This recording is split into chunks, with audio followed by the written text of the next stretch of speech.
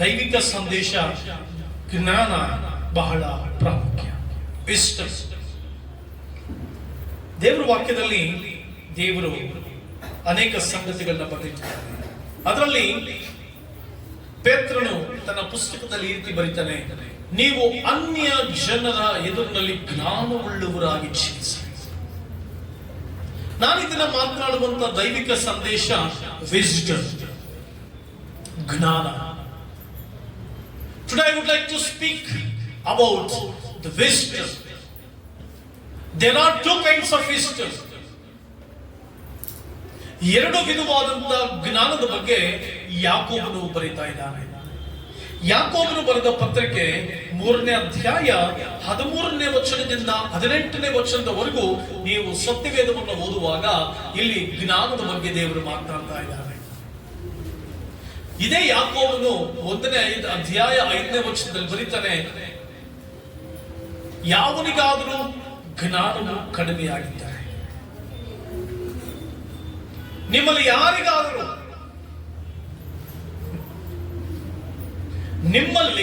ಯಾವನಿಗಾದರೂ ಜ್ಞಾನವು ಕಡಿಮೆಯಾಗಿದ್ದರೆ ಅವನು ದೇವರನ್ನು ಕೇಳಿಕೊಳ್ಳಲಿ, ದೇವರು ಅಂಗಿಸದೆ ಎಲ್ಲರಿಗೂ ಉದಾರ ಮನಸ್ಸಿನಿಂದ ಕೊಡುವವನಾಗಿದ್ದಾನೆ. ಜ್ಞಾನ ಬಹಳ ಪ್ರಾಮುಖ್ಯ. ಪ್ರಿಯ ದೇವರ ಮಕ್ಕಳೇ, ದೇವ ಜನರಿಗೆ ಇರಬೇಕಾಗಿದ್ದಂತ ವಿಶೇಷವಾದ ಜ್ಞಾನದ ಕುರಿತು ನಾನು ಇವತ್ತು ನಿಮ್ ಜೊತೆಗೆ ಮಾತನಾಡ್ತೇನೆ. ಪ್ರತಿಯೊಬ್ಬರು ಕೂಡ, ಪ್ರತಿಯೊಂದು ಯವನಸ್ಥಳು, ಮಕ್ಕಳು, ದೊಡ್ಡವರು, ಹಿರಿಯರು, ಚಿಕ್ಕವರು ಅನ್ನದೆ ಪ್ರತಿಯೊಬ್ಬರು ದೇವರೇ ನನಗೆ ನಿನ್ನ ವಿಶೇಷವಾದ ಜ್ಞಾನ ಕೊಡು.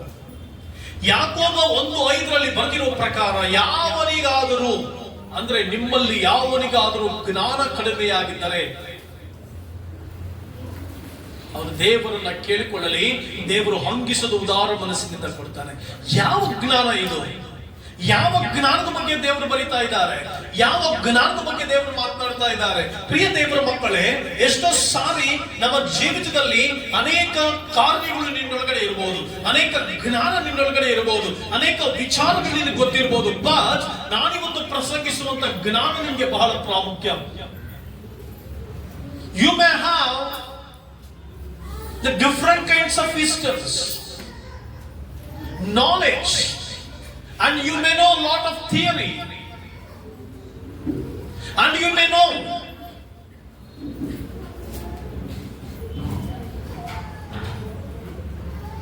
many kinds of informations and knowledges, but ನಿನ್ನ ಜೀವನದಲ್ಲಿ ಎಲ್ಲ ವಿಧಾನವಾದಂತ ಜ್ಞಾನ ಪಡ್ಕೊಂಡಿರ್ಬೋದು, ಏನೇ ಇರಬಹುದು, ಬಟ್ ನಿಜವಾದಂತ ಜ್ಞಾನ, ದೈವಿಕ ಜ್ಞಾನವನ್ನ ಪಡ್ಕೊಳ್ಬೇಕು.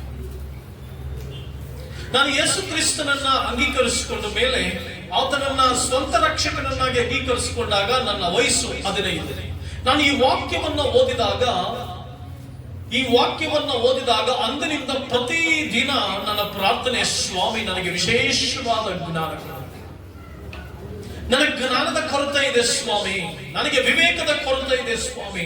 ನನಗೆ ನೀನು ವಾಕ್ಯದಲ್ಲಿ ಬರ್ತಿದ್ದಿ, ನಿಮ್ಮಲ್ಲಿ ಯಾವನಿಗಾದ್ರೂ ಜ್ಞಾನ ಕಡಿಮೆ ಆಗಿದ್ರೆ, ಹಾಗಾದ್ರೆ ನನಗೆ ಜ್ಞಾನ ಕಡಿಮೆ ಆಗಿದೆ, ಜ್ಞಾನ ಕೊಡು. I prayed and I prayed and I prayed. ಆ ವಿಶೇಷವಾದ ಜ್ಞಾನ ಲೋಕ ಸಂಬಂಧವಾದ ಜ್ಞಾನ ಅಲ್ಲ. ಈ ಜ್ಞಾನ ಪ್ರಾಪಂಚಿಕವಾದ ಜ್ಞಾನ ಅಲ್ಲ. ಈ ಜ್ಞಾನ ಮನುಷ್ಯನ ಲೌಕಿಕವಾದ ಜ್ಞಾನಕ್ಕೆ ಸಮಾನವಾದದ್ದಲ್ಲ. ಈ ಜ್ಞಾನ ಅತಿಶಯವಾದದ್ದು, ಅದ್ಭುತಕರವಾದದ್ದು. ಈ ಜ್ಞಾನ ಉನ್ನತವಾದದ್ದು. ಈ ಜ್ಞಾನ ಪಡ್ಕೊಳ್ಬೇಕೆಂಬುದಾಗಿ ಯಾಕೋಬನು ಬರೀತಾ ಇದ್ದಾನೆ. ಹಾಗಾದ್ರೆ ನಿಮ್ಮಲ್ಲಿ ಎಷ್ಟು ಜನರು ಇವತ್ತು ನನಗೆ ಜ್ಞಾನ ಇದೆ ಅಂದ್ಕೊಳ್ತಾ ಇದ್ದೀರೋ, ಎಷ್ಟು ಜನರು ನನಗೆ ವಿವೇಕ ಇದೆ ಅಂದ್ಕೊಳ್ತಾ ಇದ್ದೀರೋ, ಎಷ್ಟು ಜನರು ನನಗೆ ದೇವರು ಎಲ್ಲ ಜ್ಞಾನ ಕೊಟ್ಟಿದ್ದಾರೆ ಅಂದ್ಕೊಳ್ತೀರೋ, ನಾನೀಗ ಪ್ರಸಂಗ ಮಾಡಿದ ಮೇಲೆ ಅರ್ಥ ಆಗುತ್ತೆ, ನನ್ನ ವಾಕ್ಯ ಕೊಟ್ಟ ಮೇಲೆ ಅರ್ಥ ಆಗುತ್ತೆ, ನನಗೆ ಈ ಜ್ಞಾನ ಬೇಕು. I need this wisdom. I need this wisdom. Which wisdom is? ಪ್ರಿಯ ದೇವರ ಮಕ್ಕಳೇ, 3ನೇ ಅಧ್ಯಾಯ 13ನೇ ವಚನದಲ್ಲಿ ನಮ್ಮಲ್ಲಿ ಜ್ಞಾನಿಯು ಬುದ್ಧಿವಂತನು ಯಾರು? Question mark. ನಿಮಗೆ ಬುದ್ಧಿವಂತನು ಜ್ಞಾನಿ ಯಾರು? ಎಲ್ರ ಕೈ ಎತ್ತವೆ. ನಾನು ವೆರಿ ನಾಲೆಜಬಲ್ ಪರ್ಸನ್ ಅದ ಶಿವಣ್ಣ. ಈಗ ಕೈ ಎತ್ತಿದ್ರೆ ಎಲ್ರ ಕೈ ಎತ್ತಿವಿ. ಎಲ್ರು ನನಗೆ ಜ್ಞಾನ ಇದೆ, ನನಗೆ ವಿವೇಕ ಇದೆ, ನಿನಗಿಂತ ಜಾಸ್ತಿ ಜ್ಞಾನ ಇದೆ ಹೇಳ್ಕೊಳ್ತೀವಲ್ಲ ಎಷ್ಟೋ ಸಾರಿ ನಾವು. ನನಗೆ ಹೆಚ್ಚು ವಿವೇಕ ಇದೆ ಅಂತ ಹೇಳ್ಕೊಳ್ತೀವಿ. ಬಟ್ ದೇವರಲ್ಲಿ ತನ್ನ ಅಭಿಷೇಕದ ಮೂಲಕ ಪ್ರಶ್ನೆ ಮಾಡ್ತಿದ್ದಾನೆ, ನಿಮ್ಮಲ್ಲಿ ಜ್ಞಾನಿಯು ಬುದ್ಧಿವಂತನು ಯಾರು?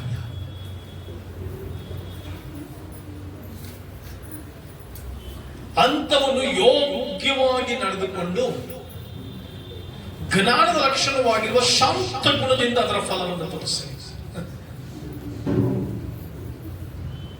ನಾನು ಆಗಲೇ ಹೇಳಿದೆ, ಎರಡು ವಿಧವಾದಂತಹ ಜ್ಞಾನ ಇದರಲ್ಲಿ ಅಡಕವಾಗಿದೆ. ಒಂದು ಭೂಸಂಬಂಧವಾದ ಜ್ಞಾನ, ಮತ್ತೊಂದು ಮೇಲನ ಲೋಕದಿಂದ ಬರುವಂತ ಜ್ಞಾನ.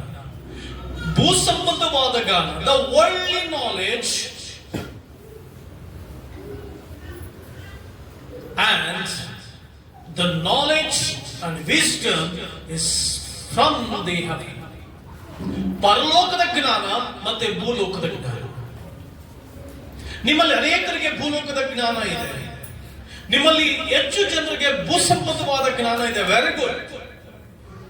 ಭೂಸಂಬಂಧವಾದಂತ ಜ್ಞಾನದಲ್ಲಿ ನಡೀತಾ ಇದ್ದೀರಿ. Very good.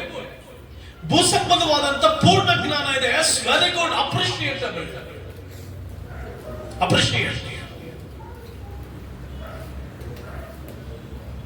ಭೂಸಂಬಂಧವಾದ ಜ್ಞಾನದಲ್ಲಿ ಅಡಕವಾಗಿದ್ದೇವೆ. ಆದ್ರೆ ನಿಜವಾದ ಬುದ್ಧಿವಂತನು, ನಿಜವಾದ ಜ್ಞಾನಿ, ಆ ಜ್ಞಾನದ ಲಕ್ಷಣವಾಗಿರುವಂತ ಅವನು ಯೋಗ್ಯವಾಗಿ ನಡ್ಕೊಳ್ತಾನಂತ. ಯೋಗ್ಯತೆ ಮೀರಿ ನಡಿಬಾರದು. ನಿನಗೆ ದೇವರು ಕೊಟ್ಟಿರುವಂತ ಜ್ಞಾನ ಅಥವಾ ಭೂಸಂಬಂಧವಾದ ಜ್ಞಾನ, ಇವೆರಡರಲ್ಲೂ ವ್ಯತ್ಯಾಸ ಏನಂತಂದ್ರೆ, ಭೂಸಂಬಂಧವಾದ ಜ್ಞಾನ ಅಯೋಗ್ಯವಾಗಿ ನಡ್ಕೊಳ್ತೇವೆ, ಪರಲೋಕದಿಂದ ಬಂದ ಜ್ಞಾನದಲ್ಲಿ ಯೋಗ್ಯವಾಗಿ ನಡ್ಕೊಳ್ತೇವೆ. ಯೋಗ್ಯತೆ ಬಹಳ ಪ್ರಾಮುಖ್ಯ. ಒಂದು ಸಾರಿ ಒಬ್ಬ ದೇವರು ನಂಬಿದಂತ ದೇವರ ಮಗ, ಅವನು ಪ್ರತಿದಿನ ಯೇಸು ಸ್ವಾಮಿ ನಂಬುದ ಮೇಲೆ, ಯೇಸು ಸ್ವಾಮಿ ನಂಬುದಕ್ಕಿಂತ ಮುಂಚೆ ಅಡ್ಡಾದಿಡ್ಡಿ ಓಡಾಡ್ತಾ ಇದ್ದ. ಅಡ್ಡಾದಿಡ್ಡಿ ಅಂದ್ರೆ ಗೊತ್ತಲ್ಲ, ಫುಲ್ ಕಂಠ ಪೂರ್ತಿ ಕುಡಿದು ಅಡ್ಡಾದಿಡ್ಡಿ ರೋಡ್ ಎಲ್ಲ ಅಳತೆ ಮಾಡ್ಕೊಂಡು ಓಡಾಡ್ತಾ ಇದ್ದ. ಕಂಠ ಪೂರ್ತಿ ಕುಡಿದು ಯೇಸು ಸ್ವಾಮಿಯನ್ನ ನಂಬುದ ಮೇಲೆ ದೇವರ ವಾಕ್ಯವನ್ನ ಪೋಷಣೆ ಓದುತ್ತಾ, ದೇವರ ವಾಕ್ಯವನ್ನ ಚೆನ್ನಾಗಿ ಓದುತ್ತಾ ಅವನು ಹೋಗ್ಬೇಕಾದ್ರೆ ಲೆಫ್ಟ್ ಅಲ್ಲಿ ಹೋಗ್ತಾ ಇದ್ದಂತೆ, ಬರಬೇಕಾದ್ರೆ ಕರೆಕ್ಟ್ ಆಗಿ ರೈಟ್ ಬರ್ತಾ ಇದ್ದಂತೆ. ಇದನ್ನ ಹಳ್ಳಿ ಜನರೆಲ್ಲರೂ ನೋಡ್ತಾ ಇದ್ರಂತೆ. ಯೇಸು ಸ್ವಾಮಿ ನಂಬೋದಕ್ಕಿಂತ ಮುಂಚೆ, ಚರ್ಚ್ಗೆ ಹೋಗೋದಕ್ಕಿಂತ ಮುಂಚೆ ರೋಡ್ ಅಳತೆ ಮಾಡ್ತಾ ಇದ್ದ. ಎಷ್ಟು ಅಡಿ ಇದೆ ಅಂತ ಚೆನ್ನಾಗಿ ಅಳತೆ ಮಾಡ್ಕೊಂಡು ರಾತ್ರಿ ಎಲ್ಲ ರೋಡ್ ನಲ್ಲೇ ಬೀಳ್ತಾ ಇದ್ದ. ಅರೆ ವಾ, ಯೇಸು ಸ್ವಾಮಿ ನಂಬುದ ಮೇಲೆ ಏನ್ ಶಿಸ್ತು ಬಂದ್ಬಿಟ್ಟಿದ್ದಾನೆ, ಯಾವ ರೀತಿ ಯೋಗ್ಯವಾಗಿ ನಡ್ಕೊಳ್ತಾ ಇದ್ದಾನೆ ಅಂತ ಹೇಳಿ ಆ ಇಡೀ ಗ್ರಾಮ ಅವ್ನು ನಡ್ಕೊಂಡು ಹೋಗೋದು ನಡ್ಕೊಂಡ್ ಬರೋದು ನೋಡಿ ಯೇಸು ಸ್ವಾಮಿ ನಂಬುದ್ರಂತೆ. ಇವತ್ತು ನಾವಂಗಲ್ಲ, ಉಲ್ಟಾ ಪಲ್ಟಾ. ನಮ್ಮ ಜೀವಿತ ಯೇಸು ಸ್ವಾಮಿ ನಂಬುದ ಮೇಲೆ, ಯೇಸು ಸ್ವಾಮಿಯನ್ನ ಕಂಡುಕೊಂಡ ಮೇಲೆ, ದೇವರ ಜ್ಞಾನ ಅಲ್ಪ ಸ್ವಲ್ಪ ಜ್ಞಾನ ಕೊಟ್ಟ ಮೇಲೆ ನಾನೇ ರಾಜ, ನಾನೇ ಮಹಾರಾಜ. We will walk like a kings. Road ನಲ್ಲಿ ಇಷ್ಟು ಬಂದಾಗಿ ನಡ್ಕೊಂಡು ಹೋಗ್ತಿರ್ತೇವೆ. ಪ್ರಿಯ ಸಹೋದರ ಸಹೋದರಿ, ಜ್ಞಾನದ ಆ ಪರಲೋಕದ ಜ್ಞಾನ ಏನ್ ತೋರಿಸುತ್ತಂತಂದ್ರೆ ಯೋಗ್ಯವಾಗಿ ನಡ್ಕೊಳ್ತದೆ. ಯೋಗ್ಯವಾಗಿ ನಡೀತಾ ಇದೆಯಲ್ಲ, ಅಯೋಗ್ಯವಾಗಿ ನಡ್ಕೊಳ್ತಾ ಇದೆಯಾ? ಕೆಲಸದ ಜಾಗದಲ್ಲಿ ಯೋಗ್ಯವಾಗಿ ನಡ್ಕೊಳ್ತಾ ಇದೆಯಾ, ಅಯೋಗ್ಯವಾಗಿ ನಡ್ಕೊಳ್ತಾ ಇದೆಯಾ? ಎಷ್ಟೋ ಜನ ನನಗೆ ಮಹಾಜ್ಞಾನ ಇದೆ. ನಿನ್ನೆ ನಾನು ಕಾರಲ್ಲಿ ಪ್ರಯಾಣ ಮಾಡ್ಕೊಂಡು ಹೋಗ್ತಿದ್ದೆ. ಪ್ರಯಾಣ ಮಾಡ್ಕೊಂಡು ಹೋಗ್ತಿರುವಾಗ ಒಂದು ಸಿಗ್ನಲ್ ಬಂತು. ಆ ಸಿಗ್ನಲ್ ಅಲ್ಲಿ ಪಾಪ ಮಹಾ ಕುಡುಕ ಬಾಯಿ ತುಂಬ ಕುಡಿದು ಓಲಾಡುತ್ತಾ ಸರ್ಕಸ್ ಮಾಡ್ತಿದ್ದ ರೋಡ್ ನಲ್ಲಿ. ಬಂದು ನನಗೆ ಸಲ್ಯೂಟ್ ಹೊಡೆದ. ಸರ್, ನಾನು ಹಾಗೆ ಹೀಗೆ ಡಿಗ್ರಿ ಓದಿದೆ, ಹಂಗೆ ಹಿಂಗೆ ಅಂತ ಭಾಷಣ ಓದಕ್ಕೆ ಸ್ಟಾರ್ಟ್ ಮಾಡಿದ. ಆದ್ರೆ ಅವನು ಅಯೋಗ್ಯವಾಗಿ ನಡ್ಕೊಂಡ. ಇವತ್ತು ಎಷ್ಟೋ ದೇವ ಜನರು ಕುಡುಕರಂತೆ ಅಯೋಗ್ಯವಾಗಿ ನಡ್ಕೊಳ್ತಾ ಇದ್ದಾರೆ. ಹಳ್ಳಿಗಳಲ್ಲಿ ಅನ್ಯ ಜನರ ಮುಂದೆ ಯೋಗ್ಯವಾಗಿ ನಡ್ಕೊಳ್ಬೇಕಾಗಿದ್ದಂತ ನಾವುಗಳು ಅಯೋಗ್ಯವಾಗಿ ನಡ್ಕೊಳ್ತಾ ಇದ್ದೇವೆ. ಫ್ರೆಂಡ್ಸ್ ಮಧ್ಯದಲ್ಲಿ ಯೋಗ್ಯವಾಗಿ ನಡ್ಕೊಳ್ಬೇಕಾಗಿದ್ದಂತ ನಾವುಗಳು ಅಯೋಗ್ಯವಾಗಿ ನಡ್ಕೊಳ್ತಾ ಇದ್ದೇವೆ. ಸಂಬಂಧಿಕರ ಮಧ್ಯದಲ್ಲಿ ಯೋಗ್ಯವಾಗಿ ನಡ್ಕೊಳ್ಬೇಕಾಗಿದ್ದಂತ ನಾವುಗಳು ಅಯೋಗ್ಯವಾಗಿ ನಡ್ಕೊಳ್ತಾ ಇದ್ದೇವೆ. ಯೋಗ್ಯತೆ ಮತ್ತೆ ಸಮಾಧಾನ, ಯೋಗ್ಯತೆ ಶಾಂತತೆ.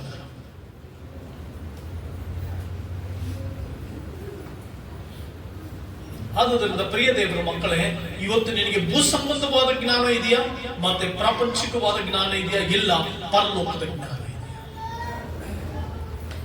ಇಲ್ಲಿ ಎರಡು ವಿಧವಾದಂತಹ ಜ್ಞಾನದ ಕುರಿತು ನಾವು ಪ್ರಸ್ತಾಪವನ್ನ ಮಾಡಿದ್ದೇವೆ. ಒಂದು ಭೂ ಸಂಬಂಧವಾದ ಜ್ಞಾನ, ಎರಡು ಮೇಲನಿಂದ ಬಂದ ಜ್ಞಾನ.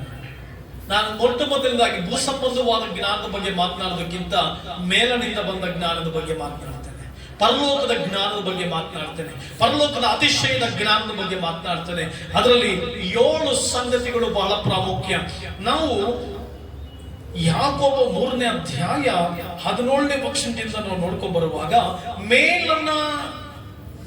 ಮೇಲನಿಂದ ಬರುವ ಜ್ಞಾನವು ಮೊದಲು ಪರಿಶುದ್ಧವಾದದ್ದು, ಆಮೇಲೆ ಸಮಾಧಾನಕರವಾದದ್ದು, ವಿನಯವುಳ್ಳದ್ದು, ಸಂತೋಷವಾಗಿ ಒಪ್ಪಿಕೊಳ್ಳುವಂಥದ್ದು, ಕರುಣೆ ಮುಂತಾದ ಒಳ್ಳೆ ಫಲಗಳು ತುಂಬಿರುವಂಥದ್ದು ಆಗಿದೆ. ಅದರಲ್ಲಿ ಚಂಚಲವೂ ಕಪಟವೂ ಇಲ್ಲ. ಸಮಾಧಾನ ಪಡಿಸುವವರು ಸಮಾಧಾನವೆಂಬ ಬೀಜವನ್ನು ಬಿತ್ತಿ ನೀತಿ ಎಂಬ ಫಲವನ್ನು ಹೊಂದಿದ್ದಾರೆ. Which is true and honorable wisdom is, many people have wisdoms. I'm not going to speak about it. I am not going to speak about that.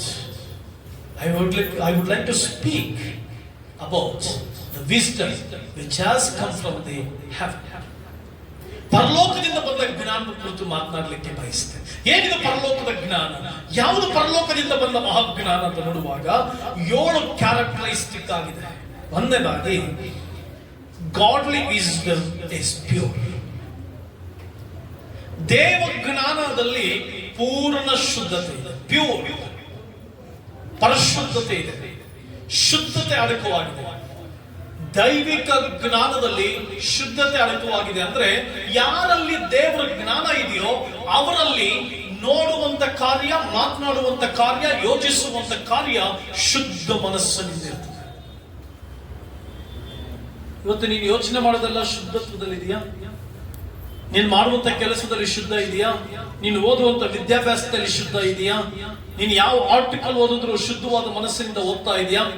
The godly wisdom is pure. ಶುದ್ಧತ್ವ. ಮತ್ತೊಬ್ಬರ ಬಗ್ಗೆ ಯೋಚಿಸುವಾಗ ಶುದ್ಧತ್ವ, ಕುಟುಂಬದ ಬಗ್ಗೆ ಶುದ್ಧತ್ವ, ಕೆಲಸದಲ್ಲಿ ಶುದ್ಧತ್ವ, ಆಲೋಚನೆಯಲ್ಲಿ ಶುದ್ಧತ್ವ. ಎಷ್ಟು ಜನರಲ್ಲಿ ಜ್ಞಾನ ಇದೆ ಅಂತ ಹೇಳ್ತೀವಲ್ಲ, ನನಗೆ ವಿಶೇಷವಾದ ಜ್ಞಾನ ಇದೆ, ಆ ಜ್ಞಾನ ಇದೆ, ಈ ಜ್ಞಾನ ಇದೆ. ಓಕೆ, ಈ ಪರಿಶುದ್ಧವಾದ ಜ್ಞಾನ ಇದೆಯಾ?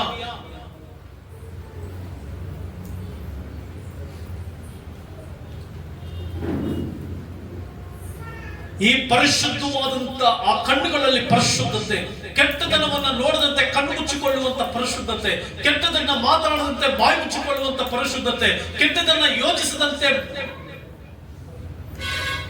ತಿಳುವಳಿಕೆಯಲ್ಲಿ ಪರಿಶುದ್ಧತೆ. ಇನ್ನ ಅನೇಕ ಸಂಗತಿಗಳಲ್ಲಿ ಕಣ್ಣು ಮುಂದೆ ನಿನ್ನ ಸುತ್ತಮುತ್ತಲು ಓಡಾಡುವಂತ ಪ್ರತಿಯೊಂದು ಕಾರ್ಯದಲ್ಲಿ ಪರಿಶುದ್ಧತೆಯನ್ನು ಕಾಪಾಡಿಕೊಳ್ತಾ ಇದೆಯಾ? The wisdom, godly wisdom is totally, it's depend and it belongs to purity. ಶುದ್ಧ ಬಂಗಾರ ಇಲ್ಲದೆ ಹೋದ್ರೂ ಕೂಡ ಕಷ್ಟ.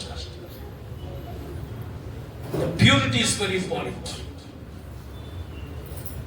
ಟಿವಿ ನೋಡುವಾಗ ಪರಿಶುದ್ಧತೆ, ಮೊಬೈಲ್ ನೋಡುವಾಗ ಪರಿಶುದ್ಧತೆ. ಎಷ್ಟು ಜನರಲ್ಲಿ ಇದೆಯಮ್ಮ? ಎಷ್ಟು ಜನ ಯವನಸ್ಥರಲ್ಲಿ ಇದೆಯಮ್ಮ? ನಾನು ನಿದ್ದೆ ಮಾಡಕ್ ಬಿಟ್ರೆ ಸಾಕು, ಬೆಡ್ ಹಾಕೊಂಡು ನಿದ್ದೆ ಮಾಡ್ತೇನೆ. The purity is very important. ನಮ್ಮಲ್ಲಿ ಎಷ್ಟೋ ಜನರು ನನ್ನ ಜ್ಞಾನ ಇದೆ, ನಾನು ಡಬಲ್ ಡಿಗ್ರಿ ಮಾಡ್ಕೊಂಡಿದ್ದೀನಿ, ಆ ಡಿಗ್ರಿ ಮಾಡ್ಕೊಂಡಿದ್ದೀನಿ, ಅಷ್ಟು ಓದಿದ್ದೀನಿ. No no no no. Wisdom, godly wisdom is pure. Purity ಇರಬೇಕು. ಮನುಷ್ಯ ನಿನ್ ಬಗ್ಗೆ ಏನ್ ಹೇಳ್ತಾನೆ, ನೋ ಡೋಂಟ್ ಕೇರ್. ಮನುಷ್ಯ ಏನಾದ್ರೆ ನೋ, ದೇವರು ನಿನ್ನೊಳಗಡೆ ವಿಶೇಷವಾದ ಜ್ಞಾನ ಇದೆ. ದೇವರ ಜ್ಞಾನ ಇದೆ ಅಂದ್ರೆ ನೀ ಪರಿಶುದ್ಧತೆಗೆ ಆದ್ಯತೆ ಕೊಡ್ತೀಯಾ, ಶುದ್ಧತ್ವಕ್ಕೆ. ಮನಸ್ಸಿನಲ್ಲಿ ಶುದ್ಧತ್ವ, ಯೋಚನೆಯಲ್ಲಿ ಶುದ್ಧತ್ವ, ಮಾತಿನಲ್ಲಿ ಶುದ್ಧತ್ವ, ತಿಳುವಳಿಕೆಯಲ್ಲಿ ಶುದ್ಧತ್ವ, ಕೆಲಸದಲ್ಲಿ ಶುದ್ಧತ್ವ, ಮಾತನಾಡುವುದರಲ್ಲಿ ಶುದ್ಧತ್ವ, ನೋಟದಲ್ಲಿ ಶುದ್ಧತ್ವ. The pure is very important. Godly wisdom is peace, ಸಮಾಧಾನ.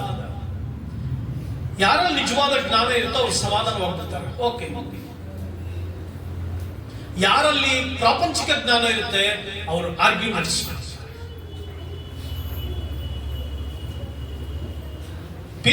ಸಮಾಧಾನಕರವಾಗಿ ಜೀವಿಸ್ತಾರೆ. ಗಂಡನ ಜೊತೆ ಮಾತನಾಡುವಾಗ ಸಮಾಧಾನ ಆಗ್ಬಿಡ್ತಾರೆ, ಹೆಂಡತಿ ಜೊತೆ ಮಾತನಾಡುವಾಗ ಸಮಾಧಾನ ಆಗ್ಬಿಡ್ತಾರೆ, ತಂದೆ ತಾಯಿಗಳೊಟ್ಟಿಗೆ ಮಕ್ಕಳು ಸಮಾಧಾನವಾಗ್ತಾರೆ. ಯಾರು ಸಮಾಧಾನವಾಗೋದಿಲ್ವೋ, ಮೊಟ್ಟ ಮೊದಲಿಗೆ ಯಾರು ಸಮಾಧಾನವಾಗೋದಿಲ್ವೋ ಅವರಲ್ಲಿ ದೈವಿಕ ಜ್ಞಾನ ಇಲ್ಲ. Problems will comes and go. Problems will come and it will go, but peaceableness is very important. ನಿನ್ನ ಮನೆಯಲ್ಲಿ ನಿನ್ನ ಜೊತೆಗೆ ಮೊದಲು ಸಮಾಧಾನ ಆಗೋದು ಯಾರು? ನಿನ್ನ ಗಂಡನ ಜೊತೆ ಸಮಾಧಾನ ಆಗ್ತೀಯಾ, ಇಲ್ಲ ನಿನ್ ಗಂಡ ನಿನ್ ಜೊತೆ ಸಮಾಧಾನ ಆಗ್ತಾನೆ? ನಿನ್ ಗಂಡ ಏನೇ ಸಮಸ್ಯೆ ನಡೆದು ಫಸ್ಟ್ ನಿನ್ನ ಹತ್ರ ಬರ್ತಾನಂದ್ರೆ ಅವನಿಗೆ ವಿಶೇಷವಾದ ಜ್ಞಾನ ಇದೆ, ನಿನ್ನಲ್ಲಿ ವಿಶೇಷವಾದ ಜ್ಞಾನ ಇಲ್ಲ. ಮಕ್ಕಳು ತಪ್ಪು ಮಾಡಿದಾಗ ಅಥವಾ ಆರ್ಗ್ಯುಮೆಂಟ್ಸ್ ಮಾಡಿದಾಗ ತಂದೆ ತಾಯಿಗಳು ಮಕ್ಕಳ ಹತ್ರ ಓಡಿ ಬಂದು ಮಕ್ಕಳ ಹತ್ರ ಮಾತಾಡ್ತಾರಂದ್ರೆ ತಂದೆ ತಾಯಿಗಳಿಗೆ ವಿಶೇಷವಾದ ಜ್ಞಾನ ಇದೆ, ಮಕ್ಕಳಿಗೆ ಇಲ್ಲ.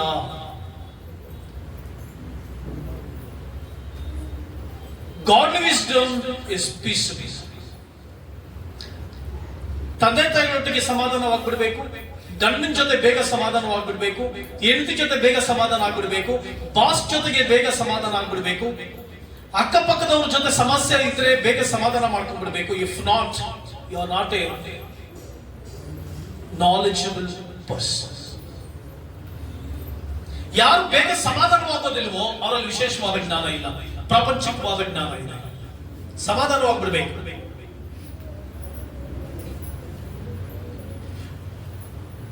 ಪ್ರಿಯ ಸಹೋದರ ಸಹೋದರಿ, ದೇವರ ಜ್ಞಾನ ಸಮಾಧಾನಕರವಾದದ್ದಂತೆ. ಸಮಾಧಾನವಾಗಿರ್ಬೇಕು. ಸೂರ್ಯ ಮುಳುಗುವುದರೊಳಗಾಗಿ ಒಂದಾಗುವಂತ ಬರ್ತಿದೆ. ಕೋಪವನ್ನ ಬಿಟ್ಟುಬಿಡು, ಸೂರ್ಯ ಮುಳುಗುವುದರೊಳಗಾಗಿ. Don't carry. ದೇವರು ಸಮಾಧಾನ ಪಡಿಸಲಿಕ್ಕೆ ಬಂದ ದೇವರು ಗಲಿಬಿಲಿಗೆ ಕಾರಣನಲ್ಲ. Don't carry. ಸಮಾಧಾನ. The godly wisdom is peaceful. ತುಂಬಾ ಜನ ಸಮಾಧಾನವಾಗಲ್ಲ. ತನ್ನ ಗಂಡನ ಜೊತೆ ಸಮಾಧಾನವಾಗಲ್ಲ, ತನ್ನ ಹೆಂಡತಿ ಜೊತೆ ಸಮಾಧಾನವಾಗಲ್ಲ, ತನ್ನ ಮಕ್ಕಳ ಜೊತೆ ಸಮಾಧಾನವಾಗಲ್ಲ, ತನ್ನ ಸ್ನೇಹಿತರ ಜೊತೆ ಸಮಾಧಾನವಾಗಲ್ಲ. Okay. The third thing is godly wisdom is gentle.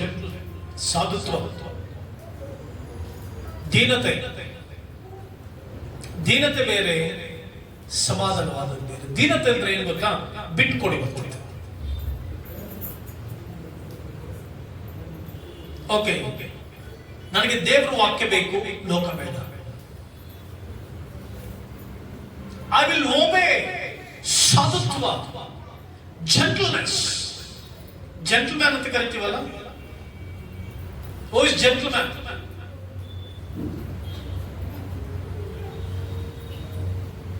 The true wisdom which is give gentleness.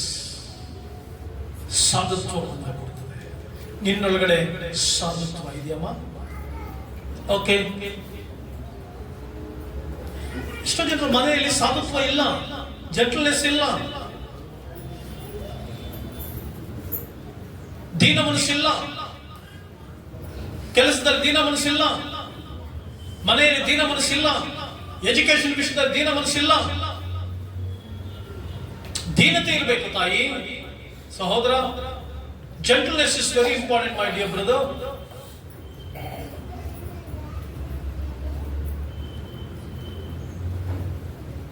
ನಿಜವಾದಂತ ಜ್ಞಾನ ಸಾಧುತ್ವವನ್ನು ಕಲಿಸುತ್ತದೆ. ಆಗಲೇ ನೀ ಸಮಾಜದಲ್ಲಿ ಒಂದು ಉತ್ತಮವಾದಂತ ವ್ಯಕ್ತಿಯಾಗಿ ಬೆಳಿಲಿಕ್ಕೆ ಸಾಧ್ಯ. ಸಾಧುತ್ವ ಇಲ್ಲದೆ ಹೋದ್ರೆ, ಜೆಂಟಲ್ನೆಸ್ ಇಲ್ಲದೆ ಹೋದ್ರೆ, you cannot reach higher position.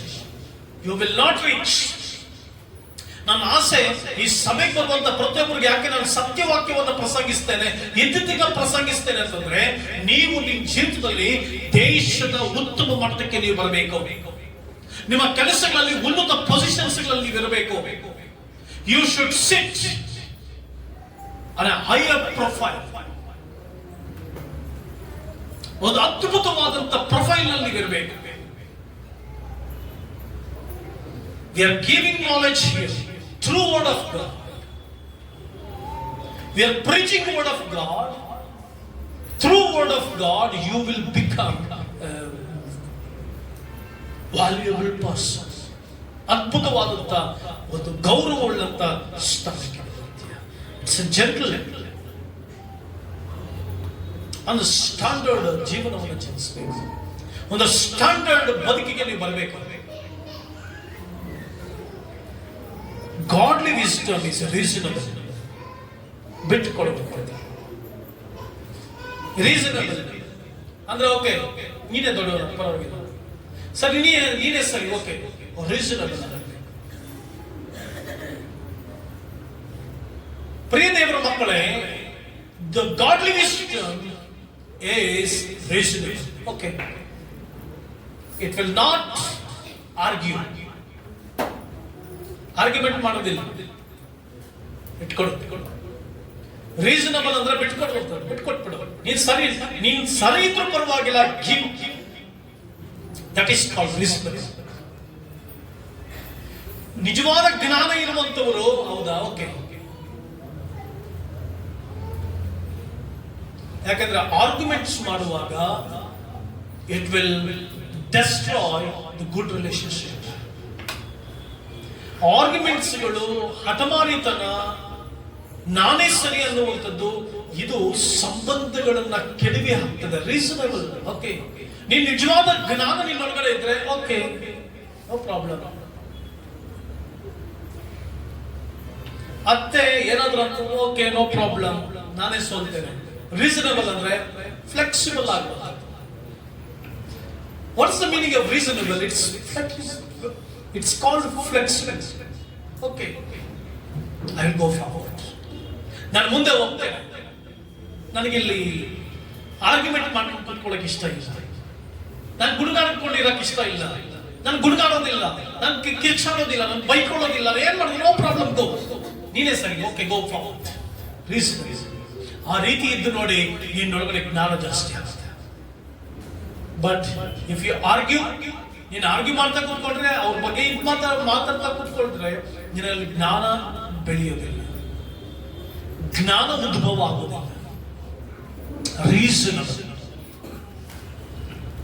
ಯಾರಲ್ಲಿ ದೈವಿಕ ಜ್ಞಾನ ಇರುತ್ತೋ ಬಿಟ್ಕೊಟ್ಬಿಡ್ತಾರೆ. ಓಕೆ, ನೀನೇ ಸರಿ, ಹೋಗ್ತೇನೆ, ನಾನೇ ಸೋಲ್ತೇನೆ. What is that? ತಗ್ಗಿಸಿಕೊಳ್ಳುವವನು ಹೆಚ್ಚಿಸಿಕೊಳ್ಳುವವನು. ಅರೆ ವಾ, ಯೇಸು ಸ್ವಾಮಿಯ ತತ್ವ ಅದು. ತಗ್ಗಿಸ್ಕೊಳ್ತೀಯ, ಮೇಲೆ ಗೆದ್ದೊಳ್ತೀಯ. ಹೆಚ್ಚಿಸ್ಕೊಳ್ತೀಯ, ಕೆಳಗಡೆ ಬೀಳ್ತೀಯ.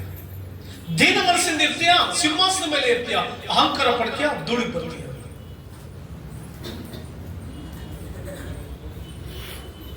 ಆದ್ದರಿಂದ ಪ್ರಿಯ ದೇವರ ಮಕ್ಕಳೇ, ರೀಸನಬಲ್ ಫ್ಯಾಮಿಲಿಯಲ್ಲಿ ಒಂದು ರೀಸನಬಲ್ ಆಗಬೇಕು. ಓಕೆ, ನಾವು ಚೆನ್ನಾಗಿ ಹೋಗೋಣ. ನಮ್ಗೆ ಸಮಸ್ಯೆ ಮುಖ್ಯ ಅಲ್ಲ, ನಾವು ಮುಂದೆ ಹೋಗೋದು ಮುಖ್ಯ. ನಾವು ಆರ್ಗ್ಯುಮೆಂಟ್ ಮಾಡೋದು ಮುಖ್ಯ ಅಲ್ಲ, ನಾವು ಉನ್ನತ ಸ್ಥಾನಕ್ಕೆ ಏರುವುದು ಮುಖ್ಯ.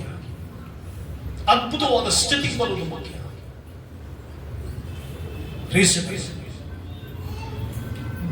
Fifth one is godly wisdom is full of mercy and good fruits. ನಿಜವಾದ ದೈವಿಕ ಜ್ಞಾನ ಇರ್ತದಲ್ಲ, ಪರಲೋಕದಿಂದ ಬಂದ ಜ್ಞಾನ, ಅದು ಕರುಣೆಯುಳ್ಳ ಜ್ಞಾನ. ಕರುಣೆ ಇರುತ್ತೆ. ಯಾರಲ್ಲಿ ಕರುಣೆ ಜಾಸ್ತಿ ಇದೆ, ಆ ಮನುಷ್ಯನಲ್ಲಿ ಜ್ಞಾನ ಜಾಸ್ತಿ ಇದೆ.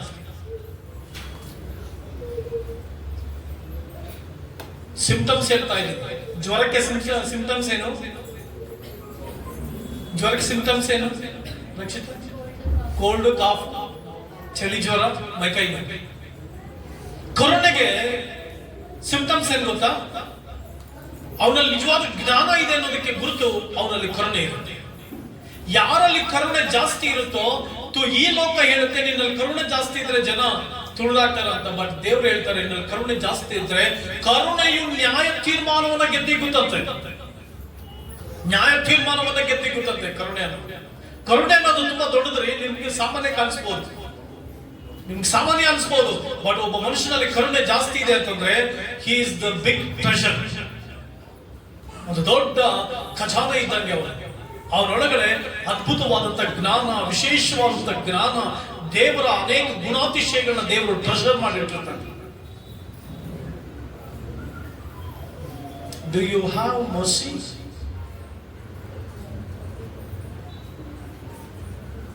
Can you examine yourself? Do you have mercy or do you have arrogance? ಕರುಣೆ ಇದೆಯಾ ನಿಮ್ಮಲ್ಲಿ? ನಿನ್ನಲ್ಲಿ ಕರುಣೆ ಇದ್ರೆ ವಿಶೇಷವಾದ ಜ್ಞಾನ ಇದೆ. ಕರುಣೆ ಇದ್ರೆ ಒಳ್ಳೆ ಕೆಲಸ ಮಾಡ್ತೀಯ. ಕರುಣೆ ಇದ್ರೆ ಜನರಿಗೆ ಒಳ್ಳೇದು ಮಾಡ್ತೀಯ. ಕರುಣೆ ಇದ್ರೆ ಜನರಿಗೆ ಅಯ್ಯೋ ಅಂತೀಯ. ಕರುಣೆ ಇದ್ರೆ ಅಯ್ಯೋ ರಕ್ಷಣೆ ಹೊಂದಿಲ್ವಲ್ಲ ಅಂತೀಯ. ಕರುಣೆ ಇದ್ರೆ ಅಯ್ಯೋ ಅವ್ರಿಗೆ ಒಳ್ಳೇದಾಗ್ಲಿ ಅಂತೀಯ. ಕರುಣೆ ಇದ್ರೆ ಯು ವಿಲ್ ಬೇರ್ ಫ್ರೂಟ್ಸ್,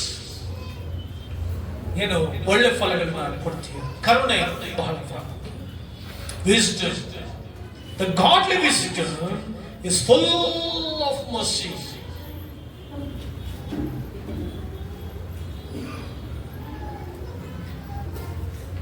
ಒಳ್ಳೆ ಸಮಾರ್ಯದವನು ಯೇಸು ಸ್ವಾಮಿ ಒಳ್ಳೆ ಸಮಾರ್ಯದವನ ಬಗ್ಗೆ ಒಂದು ಕಥೆಯನ್ನ ಹೇಳ್ತಾರೆ. ಕಥೆ ಅನ್ನೋ ಒಂದು ಸಾಮ್ಯವನ್ನ ಹೇಳ್ತಾರೆ. ಒಬ್ಬನೊಬ್ಬ ಮನುಷ್ಯ ಗಡ್ಡ ಇಳಿದು ಹೋಗ್ತಿರುವಾಗ ಕಳ್ಳರ ಕೈಗೆ ಸಿಕ್ಕಿಕೊಂಡ. ಅವನನ್ನ ಹರಿದು ಚೆನ್ನಾಗಿ ಒಡೆದು ಅರ್ಧ ದಾರಿಯಲ್ಲಿ ಬಿಟ್ಟು ಹೋದ್ರು. ಆಗ ಲೇವಿಯನು ಬಂದಂತೆ. ಲೇವಿಯನು ಅಂದ್ರೆ ಯಾರು? ಯಾಜಕ. ಯಾಜಕೋದ್ಯೋಗದಲ್ಲಿದ್ದಂತ ಉನ್ನತ ಪದವಿಯಲ್ಲಿದ್ದಂತವನು ಬಂದು ನೋಡ್ದ. ವಾರಗಣ್ಣಿನಿಂದ ಹಾಗೆ ಹೊರಗೆ ಬಿಟ್ಟ. ಯಾಜಕರು ಬಂದ್ರು, ಲೇವಿಯರು ಬಂದ್ರು, ಎಲ್ಲ ನೋಡ್ಕೊಂಡು ಹೊರಟೋದ್ರು. ಆದ್ರೆ ಸಮಾರ್ಯದವನು ಬಂದು ಅವನನ್ನ ಪ್ರೀತಿಯಿಂದ ಅಪ್ಪಿಕೊಂಡು ಛತ್ರಕ್ಕೆ ಸೇರಿಸಿದ. ಕರುಣೆಯುಳ್ಳ ಸಮಾರ್ಯದವನು. ನೀನು ಕೂಡ ಕರುಣೆಯುಳ್ಳ ಸಮಾರ್ಯದವನ ಹಾಗೆ ಜೀವಿಸಬೇಕು. ಆತ್ಮಗಳ ಬಗ್ಗೆ ಕರುಣೆ, ನಿನ್ನ ಅಕ್ಕಪಕ್ಕದವರ ಬಗ್ಗೆ ಕರುಣೆ, ಕುಟುಂಬದ ಬಗ್ಗೆ ಕರುಣೆ, ಜನರ ಬಗ್ಗೆ ಕರುಣೆ. ಕರುಣೆಯಿಂದ ನೀನು ತುಂಬಿದ್ರೆ ನಿನ್ನಲ್ಲಿ ವಿಶೇಷವಾದ ಜ್ಞಾನ ಇರುತ್ತೆ. ಕರುಣೆಯನ್ನ ಅಭ್ಯಾಸ ಮಾಡ್ಕೊಳ್ಳಿ. ಏನ್ ಅಭ್ಯಾಸ ಮಾಡ್ಕೊಳ್ಳಿ? ಕರುಣೆ ಅಂತಂದ್ರೆ ನಿನ್ನಗಲ್ಲದೆ ಇನ್ನೊಬ್ಬರಿಗೆ ನೀನು ಪ್ರೀತಿ ತೋರಿಸುವಂಥದ್ದು, ಇನ್ನೊಬ್ಬರಿಗೆ ಕರುಣೆ ತೋರಿಸುವಂಥದ್ದು, ಕಷ್ಟದಲ್ಲಿರುವಂತವ್ರಿಗೆ ಕರುಣೆ. ಕರುಣೆಯ ಹೃದಯ ನಿನ್ನಲ್ಲಿದ್ರೆ ಜ್ಞಾನ ಜಾಸ್ತಿ ಆಗ್ತಾರೆ. ಅರ್ಥ ಆಗ್ತಾ ಇದೆಯಾ? ಇಲ್ಲ ನಾನು ಪ್ರೊಫೆಸರ್ ತರ ಪ್ರಸಂಗ ಮಾಡ್ಕೊಂಡು ಹೋಗ್ತಾ ಇದ್ದೀನಿ. ಅರ್ಥ ಆಗ್ತಾ ಇದೆಯಲ್ಲ? ಅರ್ಥ ಆಗ್ಬೇಕು ನಿಮಗೆ. ನಾನು ಪ್ರೊಫೆಸರ್ ತರ ಮಾಡ್ಕೊಂಡು ಹೋಗ್ತಾ ಇದ್ರೆ ನೀವು ಸ್ಟೂಡೆಂಟ್ಸ್ ಈ ಕಿವಿಯಲ್ಲಿ ಕೇಳಿ ಬಿಡ್ಬಿಡ್ಬಾರ್ದು. ಕರುಣೆ ಮಾ ಸಹೋದರಿ ಸಹೋದರ ಕರುಣೆಯಿಂದ ತಿಳಿದ್ರಿ. ಅದಕ್ಕೆ ನಮ್ಮ ಸಭೆಯ ನಮ್ಮ ಸೇವೆಯ ಸರ್ಕಾರದಲ್ಲಿ ರಿಜಿಸ್ಟರ್ ಮಾಡಿರುವಂತದ್ದೇ ಡಿವೈನ್ ಮರ್ಸಿ ಮಿನಿಸ್ಟ್ರೀಸ್.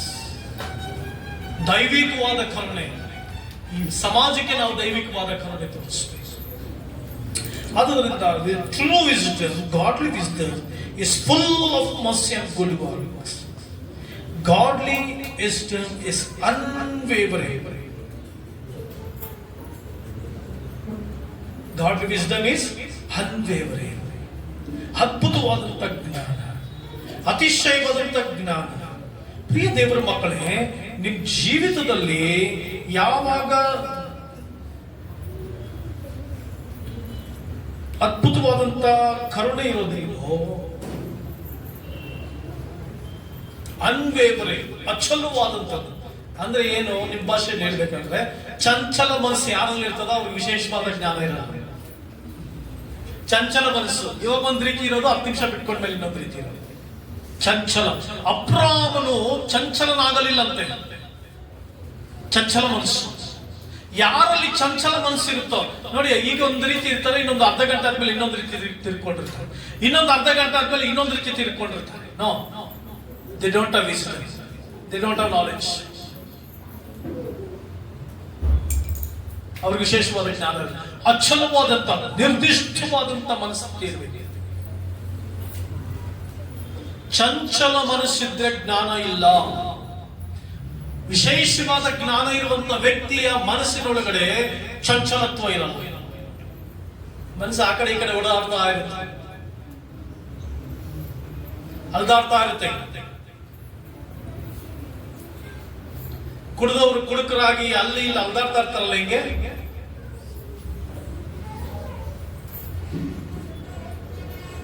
ಪ್ರಿಯ ದೇವರ ಮಕ್ಕಳಿನಲ್ಲಿ ಚಂಚಲ ಮನಸ್ಸಿದೆಯಾ, ಅಚಲವಾದ ಮನಸ್ಸಿದೆಯಾ? ಯೋಚನೆ.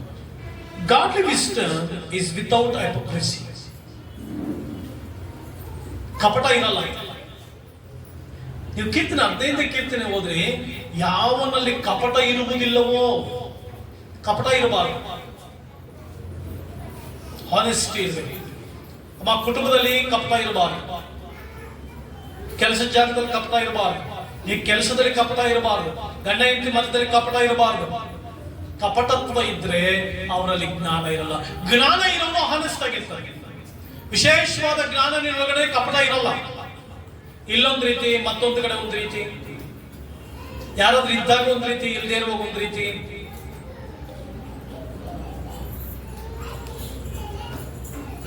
ನೋ, ನೀನು ಕಪಟಿಯಾಗಿದ್ರೆ ನೀನು ಜ್ಞಾನಿ ಅಲ್ಲ. ಕಪಟತ್ವದಿಂದ ದೂರ ಇದ್ರೆ ನೀ ಜ್ಞಾನಿ. ನಿನ್ನಲ್ಲಿ ಕಪಟ ಇದೆಯಾ, ಯಥಾರ್ಥ. ಸೊ ಇದು ಮೇಲನಿಂದ ಬಂದಂತ ಜ್ಞಾನ, ಪರಲೋಕದಿಂದ ಬಂದಂತ ಜ್ಞಾನ, ಪರಲೋಕದ ಅತಿಶಯವಾದ ಜ್ಞಾನ. ಭೂಸಂಬಂಧವಾದ ಜ್ಞಾನ ಯಾವುದು? ಅದೇ ವಾಕ್ಯದಲ್ಲಿ ನಾವು 13, 14, 15 ಓದ್ಕೊಂಡು ಬರುವಾಗ ಅದ್ರಲ್ಲಿ ಬಂದಿದೆ, worldly wisdom is rooted in bitter and jealousy and selfish ambition. ಯಾರಲ್ಲಿ ಭೂಸಂಬಂಧವಾದ ಜ್ಞಾನ ಇದೋ ಅವರಿಗೆ ಬಹಳಷ್ಟು ಹೊಟ್ಟೆ ಕಿಚ್ಚು. ಬಿಟರ್ ಜೆಲಸಿ ಅಂತಂದ್ರೆ ಕಹಿಯಾದಂತ ಹೊಟ್ಟೆ ಕಿಚ್ಚು. ಯಾರೊಳಗಡೆ ಕಹಿಯಾದಂತ ಹೊಟ್ಟೆ ಕಿಚ್ಚಿದೆಯೋ ಅವರು ಭೂಸಂಬಂಧವಾದ ಜ್ಞಾನವುಳ್ಳವರು, ಪರಲೋಕದ ಜ್ಞಾನ ಇಲ್ಲ ಅವರಿಗೆ. ಹೊಟ್ಟೆ ಕಿಚ್ಚು ಅಂದ್ರೆ ಏನ್ ಗೊತ್ತೇ? ಹೊಟ್ಟೆ ಕಿಚ್ಚು ಅಂದ್ರೆ ಏನ್ ಗೊತ್ತಾ? ಸಿಂಪಲ್ ಆಗಿ ಹೇಳ್ಬೇಕಂದ್ರೆ ನಾನು ವಿಷಯ ಕುಡಿದು ಭಾಗ್ಯ ಸಾಯಿದೆ. ಎಷ್ಟು ತಮಾಷೆ ಆಗಿದೆಯಲ್ಲ. ಹೊಟ್ಟೆ ಕಿಚ್ಚು ಅಂದ್ರೆ ಏನಂತಂದ್ರೆ the bitter jealousy. What's the meaning of bitter jealousy? It means ನಾನು ಗೊಟ ಅಂತ ವಿಷ ಕುಡಿದ್ಬಿಟ್ಟು ಕಾವ್ಯ ಸಿಸ್ಟರ್ ಸಾಯಲಿಲ್ಲ ಇನ್ನು, ಭಾಗ್ಯ ಸಾಯಲಿಲ್ಲ ಇನ್ನು, ಶಿಲ್ಪ ಸಿಸ್ಟರ್ ಸಾಯಲಿಲ್ಲ ಅಂದ್ರೆ ವಿಷ ಕುಡಿದವ್ರು ಯಾವ? ಅರೆ ಹುಚ್ಚಪ್ಪ, ವಿಷ ಕುಡಿದಿರೋದು ಯಾರು? ಅರೆ ಹುಚ್ಚಪ್ಪ, ವಿಷ ಕುಡಿದಿರೋದು ಯಾರು? It's me. Bitter jealous means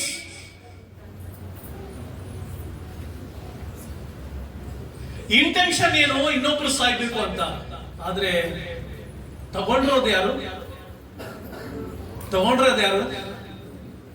ಅಷ್ಟೇ. ನಿಮ್ಗೆ ಯಾರ ಮೇಲಾದ್ರೂ ಹೊಟ್ಟೆ ಕಿಚ್ಚು ಬರ್ತಂತ ತಿಳ್ಕೊಳ್ಳಿ, ಅವರು ಸಾಯ್ಬೇಕಂತ ವಿಷಯ ಯಾರು ಕುಡಿತಾ ಇದ್ದೀರಿ?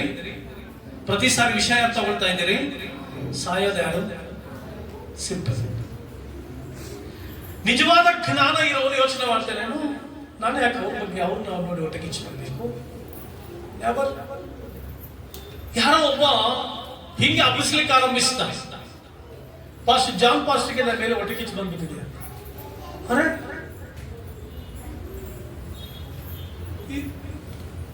ನಾನು ಹೇಳ್ದಾನೆ, ಇದು ಒಳ್ಳೆ ಕಥೆ ಐತಾನೆ. ನೀನ್ ಅಭಿವೃದ್ಧಿ ಆದ್ರೆ, ನೀನ್ ಚೆನ್ನಾಗಾದ್ರೆ ನನಗೇನು? ನಾನ್ ಚೆನ್ನಾಗಾದ್ರೆ ನಾನು ಅದ್ಭುತ ಆಗೋದು, ನಾನ್ ಮೇಲ್ ಬರೋದು, ನಾನು ಉನ್ನತ ಸ್ಥಾನಕ್ಕೆ ಬರೋದು ನನಗ್ ಬೇಕಾಗಿರೋದು. I don't think about you mister. ನಾನು ನಿನ್ ಬಗ್ಗೆ ಯೋಚನೆ ಮಾಡಲ್ಲ.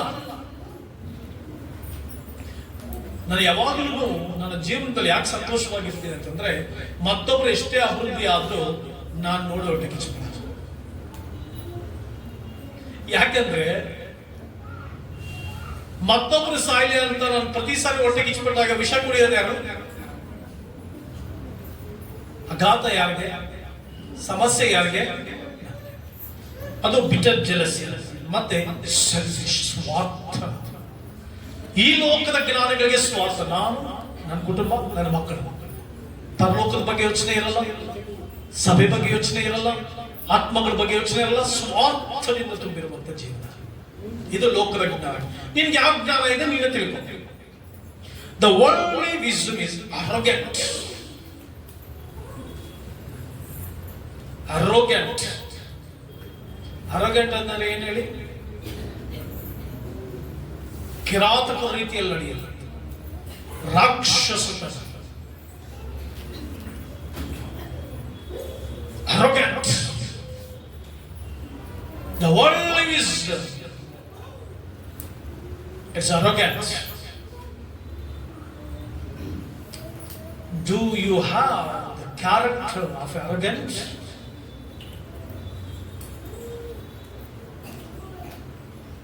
ರಾಕ್ಷಸತರ ನಡತೆಯಲ್ಲ. ಸಹೋದರ ಸಹೋದರಿ, ನಿನಗೆ ಯಾವ ಜ್ಞಾನ ಇದೆ? Worldly wisdom lies against the truth.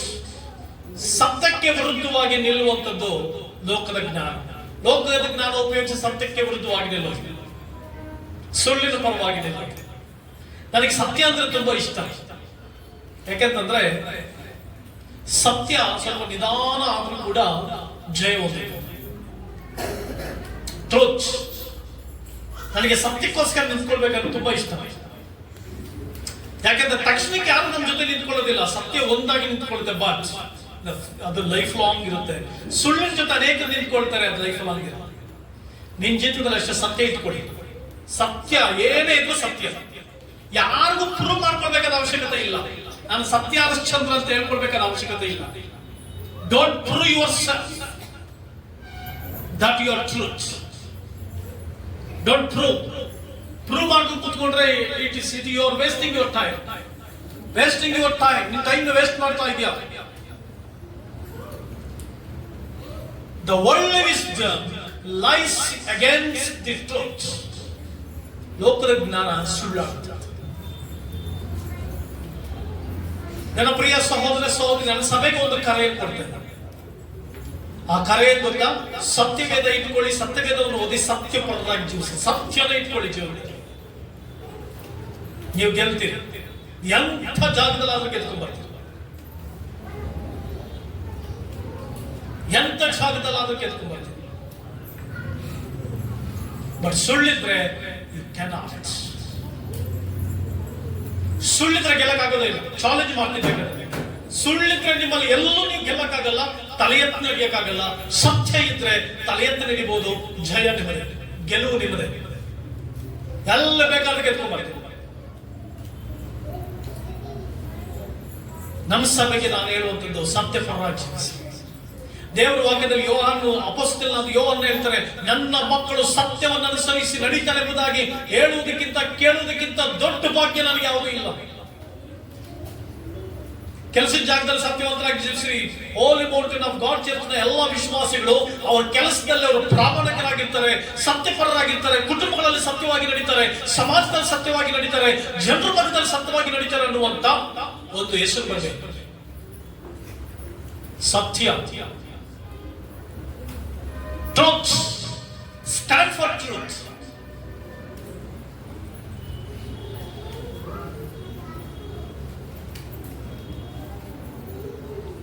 Hallelujah.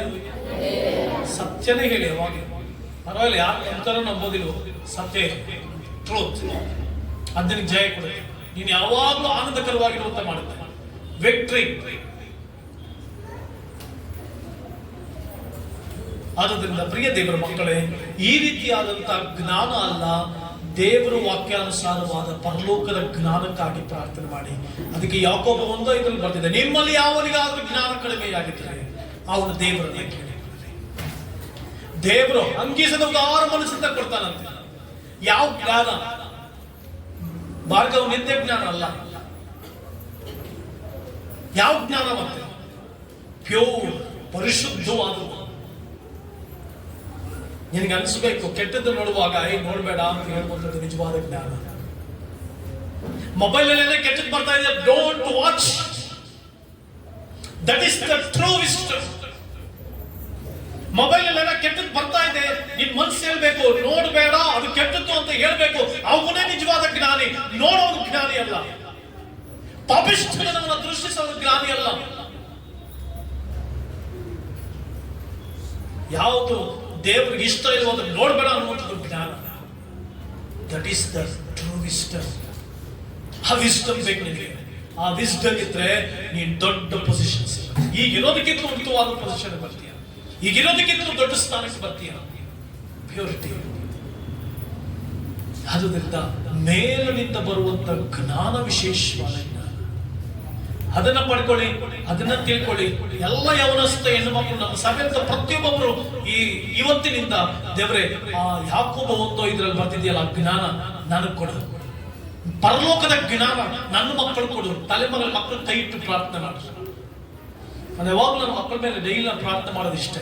ಸ್ವಾಮಿ, ಆ ವಿಶೇಷವಾದ ಜ್ಞಾನ ನನ್ನ ಮಕ್ಕಳು ಕೊಡು.